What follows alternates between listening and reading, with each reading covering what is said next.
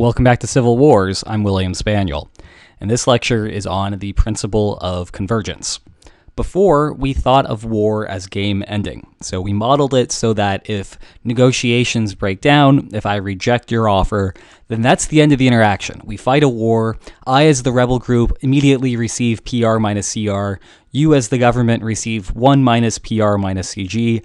And that is it. We don't have to think about any other sort of negotiations that take place between the start of the war and the end of the war. War simply ends.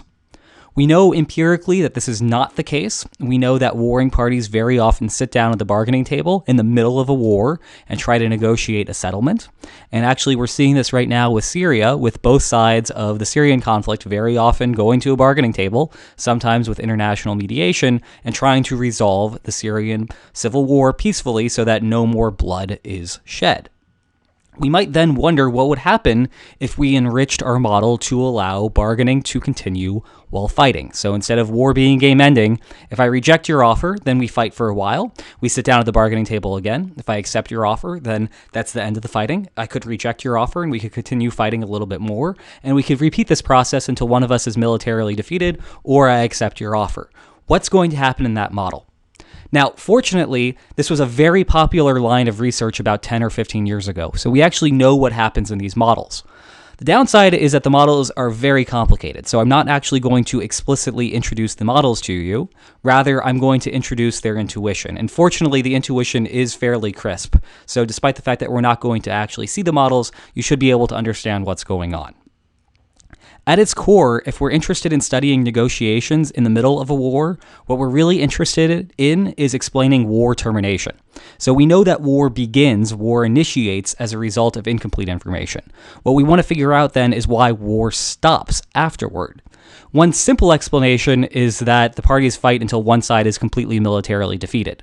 And that does happen occasionally, but we also see a lot of instances where we fight for a while, and then we sit down at the bargaining table, and then we settle, not because one of us is unable to continue fighting anymore, but because we simply don't want to. And if we know that incomplete information is why war starts, then logically, once incomplete information disappears, war should end. So again, war is caused because of incomplete information. Then without incomplete information, if somehow during the middle of a war the incomplete information disappears, then the war should disappear as well. Now, last time we talked about the incentives to misrepresent.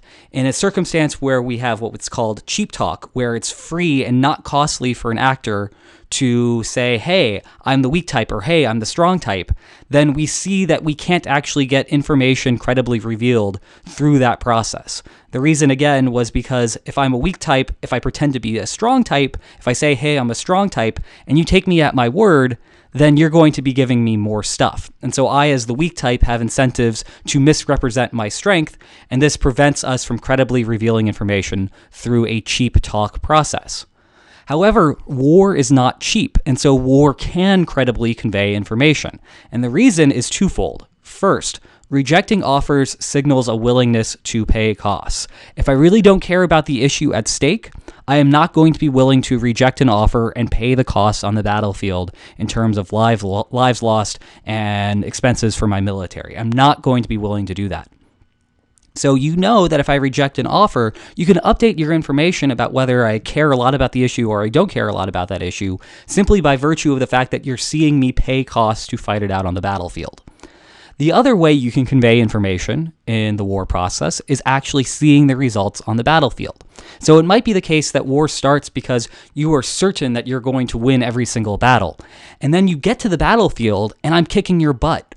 Well, if I'm kicking your butt, that's going to force you to update your belief about how strong you are. You thought that you were really strong. What you're seeing is actually running contrary to that. You're going to update your belief and you're going to come down from your high perch and think, well, maybe I'm not as strong as I originally thought. And this all gets wrapped into what's known as the principle of convergence. The process of rejecting offers and fighting battles credibly reveals information. And that information being revealed converges expectations about the eventual outcome of war. We're seeing who's winning more battles. We're seeing who's willing to fight battles. That is forcing us to learn about each other, and it is converging our expectations about who's going to eventually emerge victorious in the war. Well, once we've learned enough about each other, fighting ceases to be useful. Fighting is being used as a mechanism to learn about one another, and once you've learned almost everything there is to know about the other side, there's no point in fighting anymore. And so if you've reached that point where you know basically everything that you need to know about the other side, the parties can negotiate a settlement. And the reason that they have incentive to do this is because if they settle, they will not be paying further costs of war. So in essence, we are seeing what's known as a screening mechanism. War and the bargaining process is a screening mechanism.